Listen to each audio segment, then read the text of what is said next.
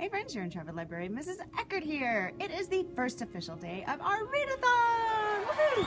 We are so excited. Be sure you log your minutes on your Read-A-Thon page. If you haven't set it up already, be sure to go to readathon.com/students and set up your page with your secret code so you can win a prize and log your reading minutes. Remember, anytime you read, you want to put in those minutes, even if you're only for like a couple of minutes while you're waiting in line for something.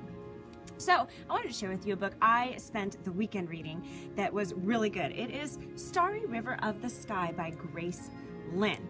So this book was really interesting. I actually almost gave up on it after like 50 or so pages. I was kind of annoyed with it because there were all these, like, they kept sharing all these little stories, like kind of folk tales, and they didn't seem to be connecting in any way, and I was getting a bit frustrated, feeling like the story wasn't really telling me what's going on. But then I remember that sometimes you just have to be patient and let a book tell you its story. So I continued reading it, and it ended up that all those seemingly disconnected stories were woven together beautifully in the end, and I ended up really loving this book. It's the story of Rendy, who has run away from home, and he ends up at this inn, and it seems that the moon has disappeared from the sky, and they're just having all these problems in this little village that he's in.